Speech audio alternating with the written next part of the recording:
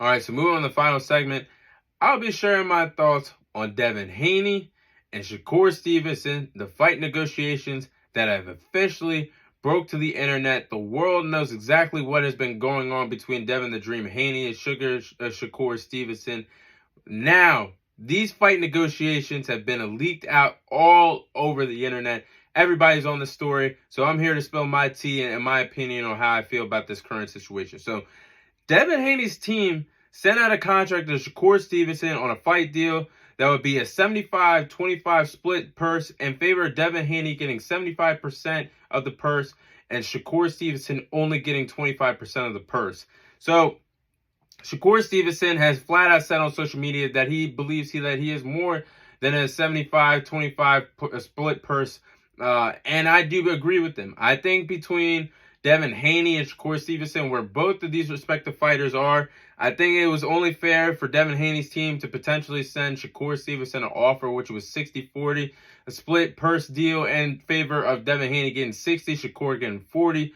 I think that would be a fair split deal between these two respective fighters. But I will be sharing my reasons on why I agree with Shakur Stevenson. Why I disagree with Shakur Stevenson and how I see Shakur Stevenson's point of view. So this is why I disagree with Shakur Stevenson not taking the 25% purse deal that Devin the Dream Haney and his team offered him.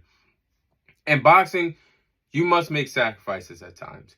Yes, you must make sacrifices with whatever the A side wants, whether that's a catchweight clause, whether that's a rehydration clause, whether that's taking a huge monumental purse clause. At the end of the day, there's sacrifices that are made in the sport of boxing. And what Devin Haney offered you is a sacrifice. A 75-25 split is a sacrifice. Especially, you should take that if you're Shakur Stevenson when there's an undisputed championship fight on the line. You take that 25% purse, you become a world champion holding 4 respective belts, being the undisputed champion, holding all the 4 important glitz and glamours, all the prestigious titles at that division. You take the hit money-wise, but then you're set. You're the new king in the division if you win the fight. So why not take it?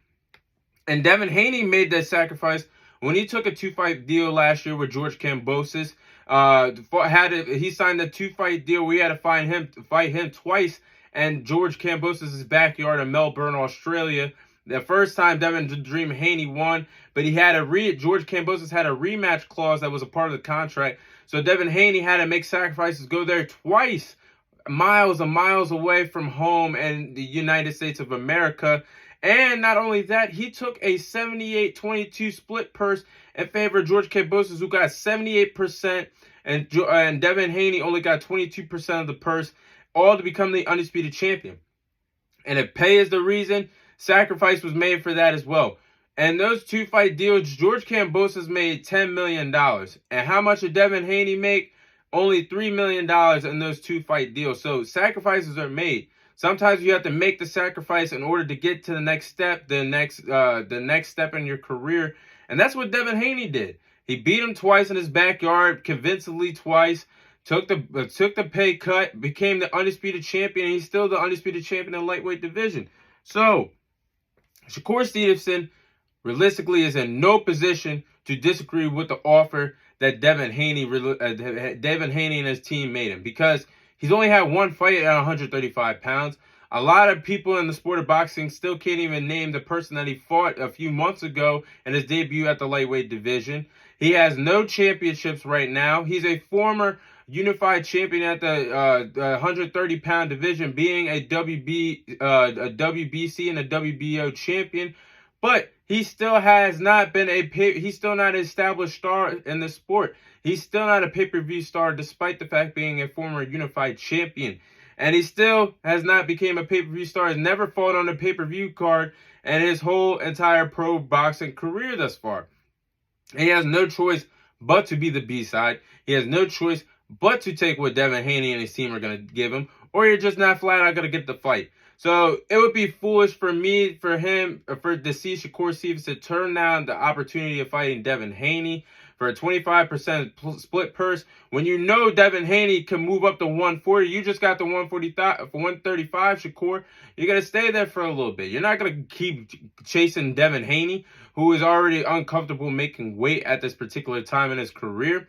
If Devin Haney, let me ask you guys, if Devin Haney gave Shakur Stevenson a 25% split purse and a fight deal, what the hell do you think Gervonta Davis, Al Heyman, and the PBC are going to offer Shakur Stevenson if Devin Haney's team only gave him 25%?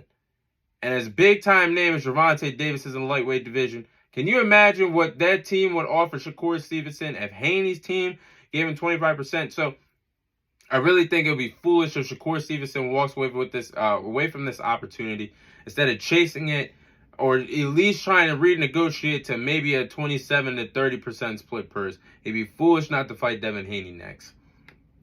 And this is how I understand Shakur Stevenson's point of view of how he should feel disrespected that Devin Haney sent him a 25% purse deal. Devin Haney is the undisputed champion at the lightweight division. Yes, he is the king of the lightweight division. Yes, but Devin Haney, just like Shakur Stevenson, is still not an established star in the sport of boxing yet. Devin Haney is still trying to become a box office attraction in the sport of boxing. And when it's all said and done, Devin Haney has only had one pay-per-view, been on one pay-per-view card in his young illustrious career thus far. And before anybody comes at me, oh, they're a part of Top Rank, oh, they've been a part of big-time cards. Yes, let's pump the brakes of how ESPN really does it. If you're on an ESPN fight card for Top Rank, and you're fighting on cable for free that starts at 10 Eastern time on ESPN, that is not no damn pay-per-view. So Devin Haney still, just like Shakur Stevenson's been fighting on television for free this whole time, so is Devin Haney, and he just had his first pay-per-view fight against Vasily Lomachenko in May. And how that turned out, he only sold 150,000 pay-per-view buys against Vasily Lomachenko. That's pretty bad when you're the undisputed champion. I can't lie about that one. And Devin Haney, that fight took place in Las Vegas, Nevada. Devin Haney's stomping grounds. He was he was supposed to be the hometown hero when he fought Vasily Lomachenko, but majority of the crowd was sitting there rooting for Lomachenko and booing Devin the Dream Haney. So imagine you're trying to become a boxing star, you host an event, and it's the biggest fight of your career. Everything's on the line. You're fighting a future Hall of Famer, Vasily Lomachenko, and your hometown doesn't even respect you and want to cheer for you. That's like me saying the top names in the sport of boxing right now. The top pay-per-view guys in the sport of boxing right now. Box office attraction guys. That's like Tyson Fury holding an event at Wembley Stadium in London. The crowd votes for the other guy to win. That's like me saying Canelo Alvarez has a homecoming in his homecoming country in Mexico, and the country in Mexico wants the other guy to win. That's like also me saying Earl Spence has a big-time fight in Texas, and all his people are there, but the people in Texas want the other guy to win.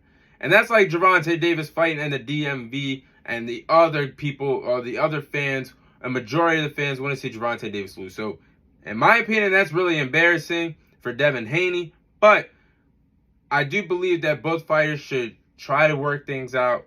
Maybe it's too early for them to fight right now in their respective careers. Maybe it's a weight problem. Maybe Devin Haney sent Shakur Stevenson a wild offer just to get him off his back so he can move up to 140 or potentially fight Gervonta Davis by the end of the year. Maybe it's a problem because two guys are really not established stars right now. And realistically, as talented as these guys are, they're still not established draws in the sport of boxing.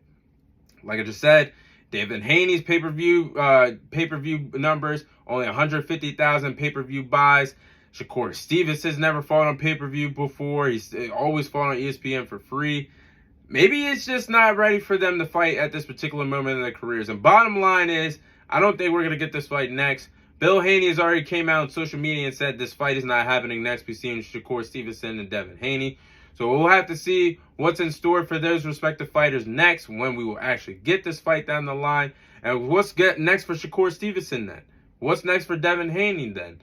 We're going to have to see how everything unfolds. But that's all the time I have for you guys today.